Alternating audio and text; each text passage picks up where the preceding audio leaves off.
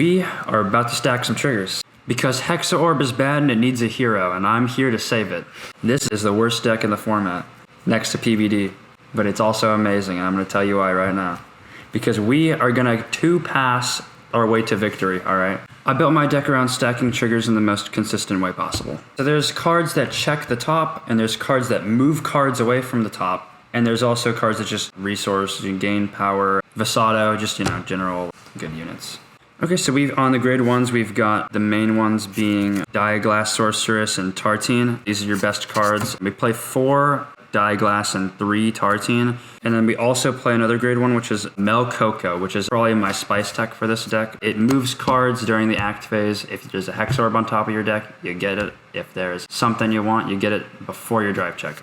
And you can also move things before your drive tech. That's why these cards are really important. Obviously 3 Hexaorb, 4 Fosado. And then we're still playing Lepiste this set because it's nuts. Restanding is always good.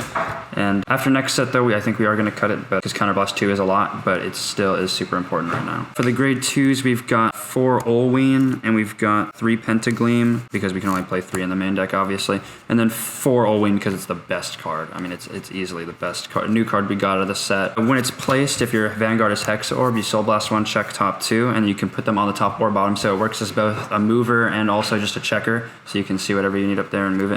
And then also, whenever your drive check reveals a trigger, you counterblast 1 and it gets 10k for free. So it's just nuts. Stack it with Hexaorb effect. Every trigger is 30k. Can we please rework the ride line? Dude, why do we have actually the worst ride line in the game? It's counterblast 1, draw 1, look at top 3.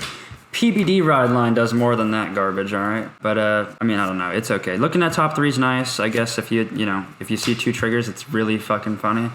But, other than that, it's pretty bad. So the cards you're going to want to be looking for your combos are going to be, after riding Hexaorb, of course, you're going to want to be trying to use Olwein and cards like Tartine to check the top cards of your deck to see if there's going to be any triggers up there before you use Hexaorb skill. And if not, then you go for cards like Diaglass Sorceress, Melcoco, and Pentagleam. Okay, so for triggers, we've got 4 heal, 4 front, 7 crit, 1 over. The reasoning for this is because Hexaorb actually has the benefit of being able to stack both crits and fronts, believe it or not, even though it never happens. And so that's actually why we're playing 4 front instead of 3, because normally in most of my decks I play 3 front, because if it's a 3 attack deck, you want to see your crits more often. But in Hexaorb, you actually have a use for your fronts other than 20k shield. So play 4 of them. You could play more, I guess, but I honestly never see myself stacking fronts that often, so it's not worth playing more, I feel. Yeah, I tried 6 front for a while. It didn't really work out too well. The main deck, we've got obviously 4 PG, and then we've got 4 Diaglass Sorceress. It's the best grade 1 in the deck. Then we've got 3 and 3 for Tartine and Melcoco. I've tried different ratios of these. I've tried 2 Melcoco, 4 Tartine, and I've tried 4 Melcoco, 2 Tartine, and some form of Painkiller. Painkiller is good and all, but it's honestly way too slow. Melcoco is just the faster version of it, and it also stays on the board, which is nice. So it's okay. Grade 2s, it's obviously 4 Olwein and then 3 Pentagleam in the main, because, that's it. That's all you can do. Everything else is pretty cut and dry. 3 Hexaorb, 4 Fosado, because it's crazy. Fosado is nuts. Thank you for printing this card. Keter Sanctuary is like only it's actually the best card in Hexaorb. It's very sad, actually. Never mind, actually, I'm very upset about Fosado. It doesn't just destroy Eugene, it destroys any retired deck. I mean, that's the one good thing about Hexaorb is okay, yeah, every matchup is bad because we're bad, but at least we have Fosado. So for mulliganing, if you do not see Hexaorb in your starting hand, 5 back. I don't care what's in your hand. 5 back.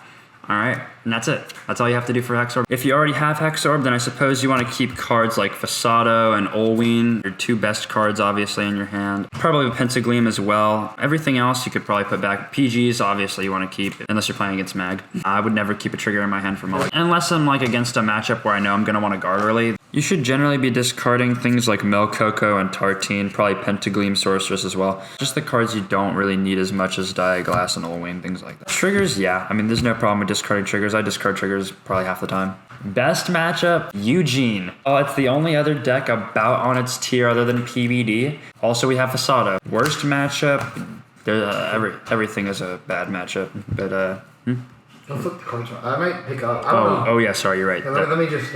Zorga matchup, just try to run them through before. I mean, Zorga has a really good grind game, so I mean, if you take it to the late game, you're probably losing. Just try to kill your opponent by second or third percenter red turn, you know? PBD? Dude, we do not care about PBD. That deck is so slow, we'll run through that deck. That is probably the only deck worse than Hexaorb right now. Other than, like, you know, all the fake decks that don't exist, like the trial deck, Token Rambo decks.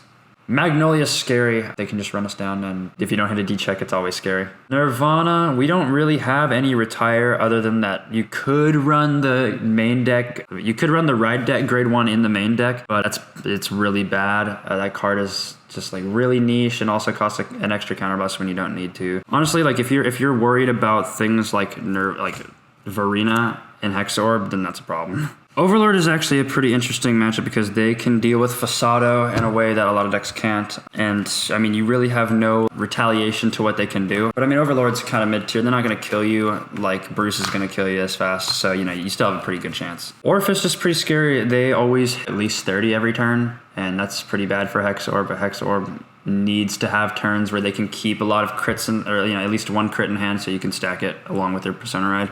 Constantly having to deal with big numbers, it sucks. The power level, we're going to go with a 5 because this deck can pop off. If you see triggers, you hit insane value. If you have Olwein, it's at least 30k every trigger most of the time. So it's actually really insane if you can hit your Persona Ride turn and get triggers on top. It has a really, really high power ceiling. We have almost no control aspects. We have pretty much no retire. We have no way to make our opponent waste anything, really. We just have big numbers and stacking cards. Consistency, I would normally put higher for a deck that reminds me of OTT.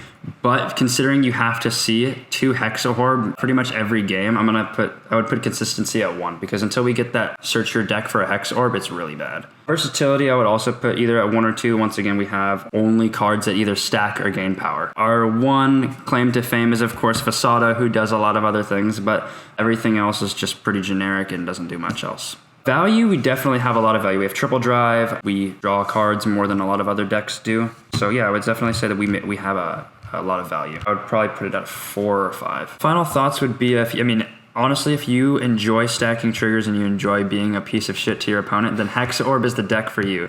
Also, if you enjoy drawing a lot of cards, Hexaorb would also be the deck for you because, eventually it's going to be like OTT and we're going to have 12 cards in our hand every turn. It's going to be great. But yeah, honestly, it's a fun deck. Even though it's pretty bad, it can pop off whenever you get lucky. So it can be pretty fun.